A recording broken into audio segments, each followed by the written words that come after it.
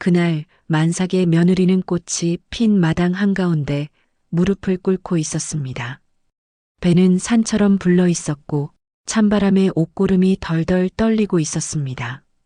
그리고 그 앞에 선 시어머니 막금은 싸늘한 눈으로 며느리를 내려다보고 있었습니다. 꽃간 쌀과 엽전이 사라진 게 벌써 세 번째다. 내년이 드나든 뒤부터 없어졌는데 할 말이 있느냐? 며느리 소아의 입술이 파르르 떨렸습니다. 어머님, 저는 정말 모르는 일입니다. 그 순간이었습니다. 툇마루 끝에 서 있던 성만의 두 번째 처, 지단이 천천히 앞으로 걸어 나왔습니다. 곱게 올린 머리, 비단 치마, 그리고 독사처럼 빛나는 날카로운 눈빛. 지단이 조용히 입을 열었습니다. 어머님, 그것뿐만이 아닙니다. 마당 안 공기가 순식간에 싸늘해졌습니다. 지단은 소아를 똑바로 바라보며 말했습니다. 저 아이가 정말 서방님의 핏줄인지 그것조차 의심스럽습니다. 순간 소아의 얼굴이 하얗게 질렸습니다. 그리고 그날 만삭의 며느리는 꽃이 피어 있는 대문 밖으로 쫓겨났습니다. 하지만 그 누구도 알지 못했습니다. 그날 함께 쫓겨난 그 뱃속의 아이가 훗날 죽어가던 막금의 목숨을 살리게 될 줄은. 어느 마을에 막금이라는 여인이 살고 있었습니다. 남편을 일찍 잃고 억척같이 살림을 일구어 큰 기와집과 두둑한 곳간을 만든 여인이었습니다. 그러나 사람들은 말했습니다. 막금은 인정보다 도끼가 먼저인 사람이라고. 실제로도 그랬습니다. 아들 성만 하나만 바라보며 살아온 여인이었고 그 아들을 위해서라면 누군가의 눈물짐은 아무렇지 않게 외면할 수 있는 사람이었습니다. 그런 막금에게 첫째 며느리 소아는 처음부터 탐탁지 않은 존재였습니다. 가난한 집안 출신에 말수도 적고 지나치게 저자세로 순종적인 태도. 막금은 자신과 정반대 성향의 소아가 오히려 가식적이게 느껴졌습니다. 그러던 어느 날부터 꽃간의 쌀과 엽전이 조금씩 사라지기 시작했습니다. 그리고 그날 결국 일이 터진 것이었습니다. 마당 한가운데 끌려 나온 소아는 만삭의 몸으로 바닥에 무릎을 꿇고 있었습니다.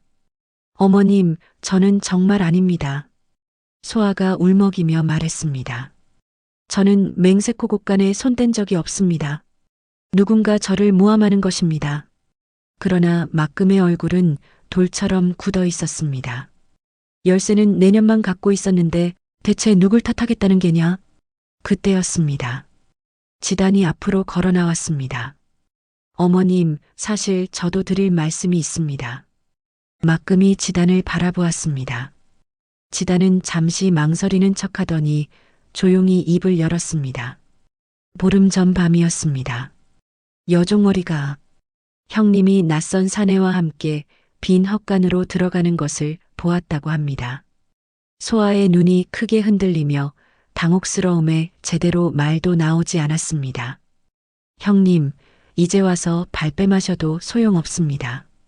지단의 부름에 잠시 후 월이라는 계집종이 마당으로 들어왔습니다. 그리고 고개를 푹 숙인 채 말했습니다. 제 눈으로 직접 보았습니다. 그 순간 멀리서 이 광경을 지켜보던 성만의 얼굴이 굳어졌습니다. 그리고 문득 며칠 전 밤이 떠올랐습니다. 더위에 잠을 이루지 못해 마당으로 나왔던 날이었습니다. 그날 성만은 뒷곁에서 급히 들어오는 소아와 마주친 적이 있었습니다. 소아는 입덧이 심해 잠시 바깥바람을 쐬고 들어오던 길이었습니다. 하지만 성만은 그 사실을 알지 못했습니다. 그리고 지금 월이 입에서 나온 이야기가 그날 기억과 겹쳐지기 시작했습니다. 성만 눈빛이 점점 흔들렸습니다. 설마 했던 의심이 점점 커져가기 시작했습니다. 지단은 기다렸다는 듯 결정적인 말을 내뱉었습니다. 꽃간 물건을 빼돌린 것도 모자라 지금 저 뱃속 아이까지 어느 집 핏줄인지 모르는 일 아닙니까? 순간 소아가 무너져 내리듯 울부짖었습니다. 아닙니다. 이 아이는 서방님 아이입니다. 억울합니다. 정말 억울합니다. 그러나 이미 늦어버린 뒤였습니다. 분노에 눈이 뒤집힌 성만이 소아의 팔을 거칠게 낚아챘습니다. 이 더러운 년, 이거 놓아라. 만삭의 몸이 휘청였습니다. 소아는 울면서 성만의 옷자락을 붙잡았습니다. 서방님, 서방님만큼은 절 믿어주셔야지요. 저를 잘 아시지 않습니까? 하지만 성만은 끝내 고개를 돌려버렸습니다. 그리고 결국 소아는 하인들의 손에 이끌려 대문 밖으로 내쳐졌습니다. 소아는 한동안 닫힌 대문을 바라보았습니다. 그리고 그 닫힌 문틈으로 만족스럽게 웃음 짓는 지단의 얼굴이 보였습니다. 그 미소를 본 순간 소아는 지단의 계략이라는 것을 깨달았지만 이미 너무 늦어버린 뒤였습니다. 아무도 소아의 이야기를 들으려 하지 않았고 한번 닫힌 문은 꿈쩍도 하지 않았습니다. 소아는 보따리 하나를 들고 홀로 마을을 떠났습니다. 꽃이 흐드러지게 피어있던 늦은 봄날이었습니다. 그날 밤 마을 사람들이 모두 잠든 시각 지단은 몰래 뒷문을 빠져나왔습니다. 골목 끝 어둠 속엔 월이가 기다리고 있었습니다. 지단은 머리에 옥비녀를 빼어 월이 손에 쥐어주었습니다. 오늘 내 입이 아주 쓸만했구나. 달빛 아래 월이의 얼굴에는 탐욕스러운 미소가 번졌습니다. 하지만 명심해라. 이 일은 죽을 때까지 입 밖에 새어나가선 안 된다. 그날 이후 기와집 안주인의 자리는 완전히 지단의 것이 되었습니다. 그렇게 8해가 흘렀습니다. 성만과 지단의 부부금슬은 좋았으나 이상하게도 자식은 많지 않았습니다. 지단은 어렵게 딸 옥분을 하나 낳았지만 막금은 노골적으로 못마땅해 했습니다. 대를 이을 아들을 낳아야지. 그 말은 하루가 멀다 하고 반복되었습니다. 처음엔 고개를 숙이던 지단도 시간이 흐를수록 마음속에 독이 차오르기 시작했습니다. 그리고 어느 날 밤 등잔불 앞에 앉아있던 지단은 문득 8회전을 떠올렸습니다. 꽃이 피던 봄날, 만삭의 소아가 저 대문 밖으로 끌려나가던 날, 지단 입꼬리가 천천히 올라갔습니다. 그래, 보기 싫은 건 치워버리면 그만이지. 이번엔 막금이 대문 밖으로 끌려나갈 차례였습니다. 그날 이후 어쩐 일인지 막금은 밤마다 집을 나서기 시작했습니다. 곱게 치장한 얼굴, 손에 들린 커다란 보자기. 그 안에는 쌀과 비단, 엽전과 폐물들이 가득 담겨 있었습니다. 얼마 지나지 않아 마을에는 이상한 소문이 돌기 시작했습니다. 막금 마님이 밤마다 남자를 만나러 다닌다더라. 집안 재물을 몽땅 퍼나른다더라. 늙어서 남정네에 눈이 뒤집힌 게지. 소문은 삽시간에 퍼졌습니다. 그리고 결국 성만 귀에도 들어가고 말았습니다. 그날 밤 성만은 몰래 어머니 뒤를 밟았습니다. 그리고 직접 보았습니다. 곱게 치장한 막금이 김대감 집 안으로 들어가는 모습을, 손에 들고 있던 보자기까지 통째로 넘기는 모습을. 성만 얼굴이 서서히 굳어졌습니다. 사경이 지나도록 막금은 나오지 않았습니다. 성만 눈빛에 점점 의심이 차오르기 시작했습니다. 그날 이후 지단은 아주 천천히 성만을 흔들기 시작했습니다. 서방님, 지금 마을 사람들이 다 수군거립니다. 저는 정말 아니길 바랬는데, 하지만 곳간까지 텅 비어버렸는데 어찌 믿지 않을 수가 있단 말입니까? 눈물을 흘리는 지단 앞에서 성만 마음속 의심은 점점 확신으로 변해갔습니다. 성만은 마당 한가운데서 막금을 붙잡았습니다. 어젯밤 어디를 다녀오셨습니까? 막금 얼굴이 굳었습니다. 성만 눈빛은 이미 차갑게 변해 있었습니다. 어머니가 밤마다 대감집을 드나들며 재물을 퍼나른다고 온 동네에 소문이 파다합니다. 부끄러워 얼굴을 들 수가 없습니다. 정녕 저희 생각은 하지 않으셨던 geb니까? 막금이 다급히 입을 열었습니다. 성만아, 오해다. 그건 다 너를 위해 그런 것이다. 지단아, 너는 알지 않느냐? 네가 말해보거라. 어둑한 새벽 지단이 눈물을 흘리며 몰래 자신을 찾아와 했던 말들이 떠올랐습니다. 대를 이을 아들을 낳아봤자 물려줄 권세 하나 없는 아비 밑에서 무엇을 보고 배우겠냐며 성만이 그간 잠자리를 피해왔다는 것이었습니다. 자신은 후사를 보기 위해 노력을 해왔으나 하늘을 볼 길이 없으니 어머님의 뜻을 이뤄드릴 수 없겠노라며 그 말에 막금은 그 다음 날부터 권력을 쥐고 있는 대감집들을 돌며 아들의 자리를 청탁하고 있었던 것이었습니다. 막금의 부름에도 지단은 눈물을 훔치며 고개를 돌렸습니다. 막동아. 지단의 외침과 동시에 마당 한편 어둠 속에 서 있던 하인 막동이 기다렸다는 듯 앞으로 걸어 나왔습니다. 막금 얼굴이 굳었습니다. 어딘가 익숙한 광경이었습니다. 8회 전 만삭의 소화를 몰아세우던 바로 그날과 너무도 닮아 있었습니다. 지단이 떨리는 목소리로 말했습니다. 네가 직접 말해보거라. 마님을 모시고 어디를 다닌 것이냐? 막동은 잠시 머뭇거리는 척했습니다. 그러더니 이내 고개를 숙이며 입을 열었습니다. 도련님, 사실 마님께서는 제가 하시길 원하셨습니다. 막금은 손끝을 바르르 떨며 성만에게 다 거짓이라며 다가섰지만 그 앞을 지단이 막아섰습니다. 막동은 아랑곳하지 않고 말을 이어갔습니다. 장가간 아들은 예전 같지 않고 며느리와 손녀에게는 정이 가지 않는다며 이제라도 당신 삶을 살아야겠노라 말씀하셨습니다. 성만 얼굴이 굳어졌습니다. 막금은 하늘이 무너지는 기분이었습니다. 거짓이다. 이놈들이 지금 누구를 모함하는 것이냐? 성만아, 이 어미 말을 믿어야 한다. 지금이라도 대감댁에 가서 확인을 해보면 알 것이다. 하지만 이미 늦어버린 뒤였습니다. 지단이 곡간문을 활짝 열어 젖혔습니다. 고작 남정네에 눈이 멀어 이 많은 재물들을 다 탕진하신 geb니까? 이 많은 식구들은 어찌 살라고요? 지단의 외침에 하인들은 수군거리기 시작했고 마당 안공기가 완전히 뒤집혀 버렸습니다.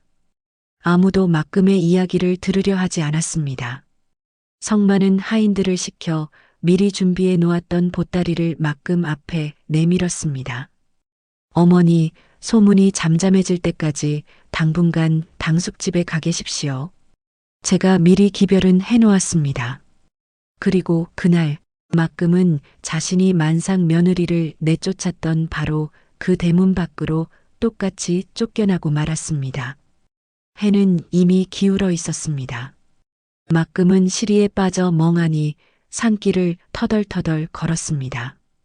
그 뒤를 하인 막동이 말없이 따라오고 있었습니다. 얼마나 걸었을까? 마을이 보이지 않는 깊은 산길에 이르자 막동이 걸음을 멈췄습니다. 그리고 들고 있던 보따리를 툭 길바닥에 내려놓았습니다. 여기서부터는 혼자 가셔야겠습니다. 막금이 천천히 뒤를 돌아보았습니다. 막동의 얼굴에는 예전에 자신을 바라보던 하인의 눈빛은 사라지고 없었고 굽신대던 등은 꼿꼿하게 세우고 있었습니다. 저는 이제 더 이상 이 집 하인이 아닙니다. 작은 마님께서 제 노비 문서를 불태워 주셨으니까요. 막금 얼굴이 굳어졌습니다. 그제야 모든 것이 이해되기 시작했습니다. 지단은 처음부터 모든 것을 준비하고 있었던 것입니다. 막동이 담담하게 말을 이었습니다. 제 역할은 여기까지입니다. 그리고는 뒤도 돌아보지 않은 채 산길 아래로 사라져버렸습니다. 막금은 한동안 그 뒷모습만 멍하니 바라보았습니다. 발 앞엔 보따리 하나, 사방엔 어두운 산뿐이었습니다. 그제야 막금은 처음으로 자신이 정말 버려졌다는 사실을 깨달았습니다. 해가 점점 기울었습니다. 산 그림자가 길게 늘어졌고 바람 소리마저 을씨년스럽게 변해갔습니다. 그러나 한평생 하인을 거느리고 다녔던 막금은 길을 몰랐습니다. 이곳이 어디인지 어디로 가야 하는지도 몰랐습니다. 막금은 비틀거리며 산길을 걸었습니다. 얼마나 걸었을까? 그 순간이었습니다. 풀숲 아래에서 무언가가 스르륵 움직였습니다. 그리고 곧바로 무언가가 막금 발목을 세게 물었습니다. 아! 막금이 비명을 질렀습니다. 그 순간 검은 그림자 하나가 풀숲 사이로 사라졌습니다. 길고 가느다란 몸, 번뜩이는 비늘, 독사였습니다. 막금은 발목을 붙잡고 주저앉았습니다. 순식간에 살이 타들어가는 듯한 통증이 퍼졌습니다. 눈앞이 흐려졌습니다. 몸에 힘이 빠지기 시작했습니다. 막금은 흐릿해지는 시야 속에서 멀어지는 하늘만 바라보았습니다. 그리고 그대로 정신을 잃었습니다. 그로부터 사흘 뒤 막금은 희미한 약초 냄새 속에서 천천히 눈을 떴습니다. 낡은 나무 천장, 작은 창문 사이로 스며드는 산안개, 그리고 어디선가 들려오는 장작 타는 소리. 막금은 천천히 몸을 일으키려 했습니다. 하지만 순간 발목에서 찢어질 듯한 통증이 밀려왔습니다. 그때였습니다. 삐걱하며 낡은 문이 열렸습니다. 그리고 안으로 들어온 사람을 본 순간 막금의 숨이 턱 막혔습니다. 분명 소아였습니다. 8회 전 자신이 만삭인 채 내쫓았던 며느리. 막금 얼굴이 하얗게 질렸습니다. 하지만 소아는 아무 일도 없다는 듯 조용히 약그릇을 내려놓았습니다. 깨어나셨군요. 담담한 목소리였습니다. 오히려 그 차분함이 막금 가슴을 더 후벼 팠습니다. 막금 입술이 떨렸습니다. 소아야, 네가 어찌... 하지만 소아는 더 이상 아무 말도 하지 않았습니다. 그때 방 한켠에서 책장 넘기는 소리가 들렸습니다. 막금이 천천히 고개를 돌렸습니다. 방 한켠에는 낡은 의서들이 층층이 쌓여 있었고 그 사이로 10살쯤 되어 보이는 사내아이가 서책을 펼쳐놓은 채 앉아 있었습니다. 그리고 그 아이 얼굴을 본 순간 막금 눈동자가 크게 흔들렸습니다. 성만이었습니다. 어릴 적 성만 얼굴이 그대로 보였습니다. 짙은 눈썹, 날카로운 눈매, 입술 모양까지 너무 닮아 있었습니다.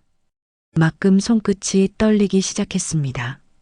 소아는 아이를 바라보며 조용히 말했습니다. 진이가 산길에 쓰러져 계신 걸 발견했습니다. 독이 꽤 깊게 퍼져서 조금만 늦었어도 위험했습니다. 막금은 멍한 얼굴로 아이를 바라보았습니다. 막금 시선이 그쪽으로 향하자 소아가 천천히 입을 열었습니다. 산에서 절 거두어 주셨던 나이 드신 의원 한 분이 계셨습니다. 몇 해 전 병으로 돌아가신 뒤부터 줄곧 이곳에서 둘이 지내왔습니다. 막금은 다시 진이를 바라보았습니다. 자신이 내쫓은 며느리가 낳은 아이. 분명 성만의 핏줄이었습니다. 막금 눈가가 천천히 젖어들었습니다. 그리고 그날 밤 막금은 잠든 진이 얼굴을 붙잡고 소리 없이 흐느꼈습니다. 자신이 쫓아낸 아이가 죽어가던 자신의 목숨을 살렸습니다. 업보는 그렇게 아주 긴 시간을 돌아 다시 막금 앞에 서 있었습니다. 그 이후 막금은 소아의 곁을 맴돌며 안절부절했습니다. 몇 번이고 입을 열려다 멈췄고 몇 번이고 소아 방 앞까지 갔다가 돌아섰습니다. 그리고 이내 용기를 내어 소아 앞에 무릎을 꿇었습니다. 소아야. 갈라진 목소리가 떨렸습니다. 내가 정말 큰 죄를 지었다. 막금의 뺨 위로 눈물이 뚝뚝 떨어졌습니다. 만삭인 너를 내쫓다니 짐승만도 못한 행동이었다. 내 죄가 너무 크나 부디 미련했던 나를 용서해다오. 하지만 소아는 아무 말도 하지 않았습니다. 그저 조용히 방바닥만 바라보고 있었습니다. 용서를 구하는 말 한마디로 8년이라는 세월이 사라지는 것은 아니었습니다. 그 시각 방문 밖에서는 진이가 모든 이야기를 듣고 있었습니다. 아버지는 죽었다고만 알고 살아왔던 아이. 그런데 살아 있었습니다. 그것도 자신의 어머니를 만삭인 채 내쫓았던 여인과 함께 진이는 뜬 눈으로 밤을 지새웠습니다. 다음 날 아침 부엌에 있는 소아에게 진이가 조용히 곁으로 다가왔습니다. 한동안 말이 없던 진이가 천천히 입을 열었습니다. 어머니, 간밤에 두 분이서 나누신 이야기를 듣게 되었습니다. 순간 소아의 손이 멈췄습니다. 진이는 고개를 숙인 채 말을 이었습니다. 밤새 많이 생각했습니다. 어머니께서 얼마나 억울하셨을지, 얼마나 아프셨을지 생각했습니다. 그래서 더 마음이 아팠습니다. 하지만 진이가 천천히 고개를 들었습니다. 계속 미워하며 살아간다면 어머니 마음도 평생 편치 못하시겠지요. 저는 할머니를 용서해드리기로 마음먹었습니다. 어머니께서도 그렇게 하셨으면 좋겠습니다. 소아는 한동안 아무 말도 하지 못했습니다. 8년 동안 품고 살아온 원망을 고작 이 어린아이가 먼저 내려놓고 있었습니다. 그 순간 소아 가슴 깊은 곳에 박혀있던 응어리가 천천히 무너져 내리기 시작했습니다. 소아는 진이를 꼭 끌어안으며 고개를 끄덕였습니다. 그리고 진이 앞에서 처음으로 그간 참아왔던 눈물을 흘렸습니다. 그로부터 며칠 뒤 진이는 마을에 내려갔습니다. 모든 것을 돌려놓아야 했습니다. 마을 곳곳을 돌며 살피는 진이의 눈과 귀는 한시도 쉬는 법이 없었습니다. 아무도 어린아이에게 관심을 두는 이들은 없었고 결국 이상한 소문 하나를 듣게 되었습니다. 흉년인데도 백성들에게 내려온 구휼미 양이 지나치게 적다는 이야기였습니다. 사람들은 수군거리기만 할 뿐 감히 입 밖으로 꺼내지는 못했습니다. 왜냐하면 그 뒤에는 이 고울 현감이 있었기 때문입니다. 그리고 얼마 지나지 않아 진이는 더 놀라운 사실까지 알게 되었습니다. 구휼미를 빼돌리는 일에 지단까지 얽혀 있다는 사실이었습니다. 진이의 눈빛이 날카롭게 빛났습니다. 그날 이후 진이는 현감집 주변을 맴돌기 시작했습니다. 심부름하는 아이처럼 보였기에 아무도 경계하지 않았습니다. 하지만 진이는 사람들 움직임을 하나하나 눈에 담고 있었습니다. 현감이 머무는 방, 하인들이 드나드는 시간, 장부를 보관하는 장소까지, 그리고 마침내 단 한 번의 기회가 찾아왔습니다. 최대감 댁 심부름 왔습니다. 진이가 보자기를 들어보이자 하인은 별 의심 없이 길을 터주었습니다. 그리고 잠시 뒤 진이는 품 안에 장부 2권을 숨긴 채 조용히 그 집을 빠져나왔습니다. 하나는 가짜 장부, 그리고 다른 하나는 구휼미가 실제 어디로 흘러들어갔는지 적혀 있는 진짜 장부였습니다. 아무도 몰랐습니다. 고작 어린아이 하나가 현감 숨통을 끊어놓을 증거를 훔쳐냈다는 사실을. 진이는 장부를 품에 안고 곧장 가명으로 향했습니다. 문지기는 처음엔 비웃으며 진이를 막아섰으나 진이가 장부를 꺼내든 순간 얼굴빛이 달라졌습니다. 그리고 장부를 펼쳐본 관리의 눈빛은 순식간에 굳어졌습니다. 곧바로 가명 포졸들이 현감집으로 들이닥쳤습니다. 포승줄에 묶인 현감이 끌려나오자 마을 전체가 뒤집혔습니다. 또 다른 포졸들은 지단이 있는 기와집으로 향했습니다. 대문이 거칠게 열렸습니다. 이게 무슨 짓들이냐? 누가 감히 나를 모함하는 것이냐? 지단은 끝까지 악을 썼습니다.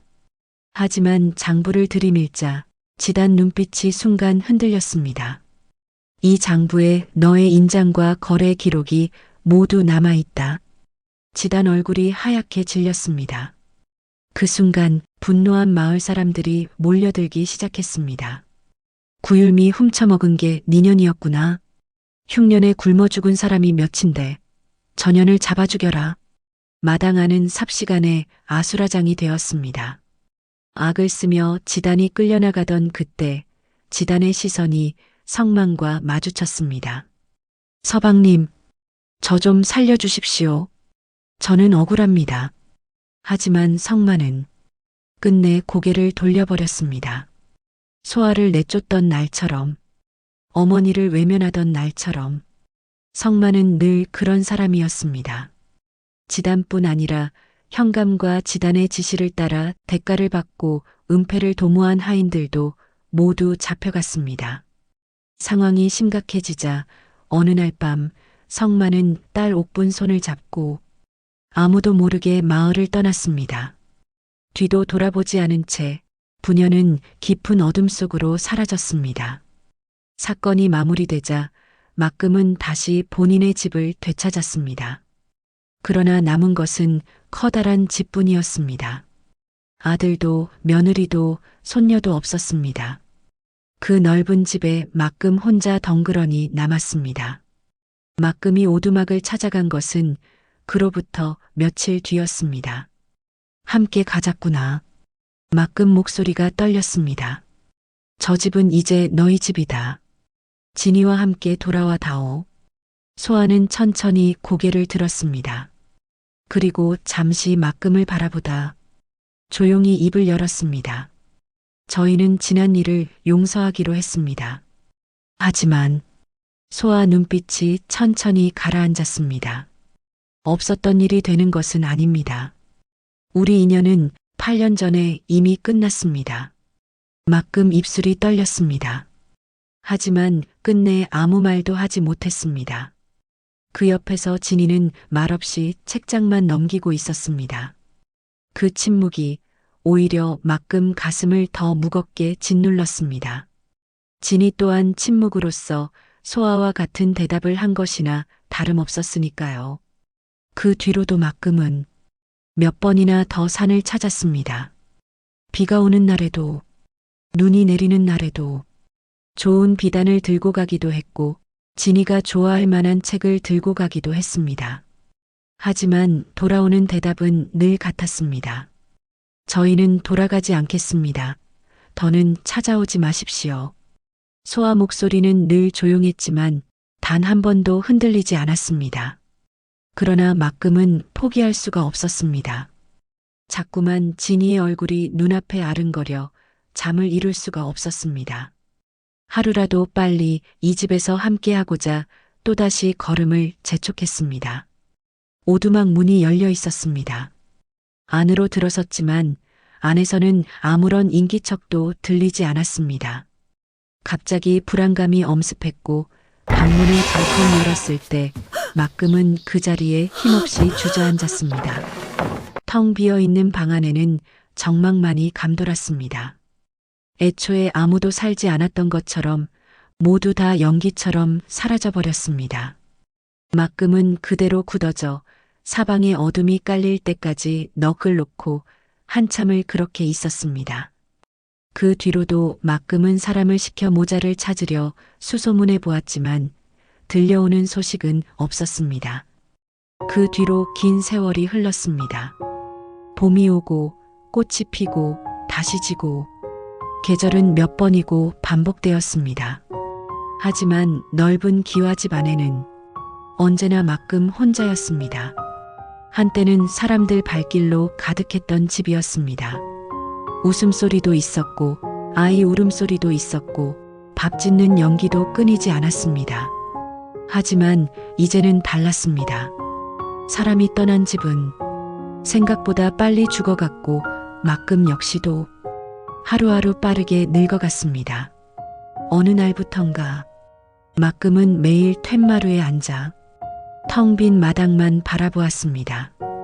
바람이 꽃잎을 흔들 때마다 막금 눈앞에는 만삭의 배를 감싸쥔 채 대문 밖으로 걸어나가던 소아 모습이 떠올랐습니다. 그리고 그 옆에는 끝내 한 번도 품에 안아보지 못했던 손자 진이 모습까지 막금은 그제야 알았습니다. 사람이 사람에게 내릴 수 있는 가장 무서운 벌은 칼도 아니고 매도 아니라는 것을, 그것은 고독이었습니다. 그리고 몇 해 뒤 막금은 아무도 없는 기와집 안에서 홀로 눈을 감았습니다. 곁을 지키는 사람도 없었습니다. 마지막 이름을 불러줄 이도 없었습니다. 넓은 집 안에는 숨소리 하나 들리지 않았습니다. 그렇게 막금은 평생 지키려 했던 그 집 안에서 가장 외로운 죽음을 맞이했습니다. 그것이 막금의 마지막이었습니다. 그리고 그것이 8년 전 자신이 저질렀던 죄에 대한 업보였습니다.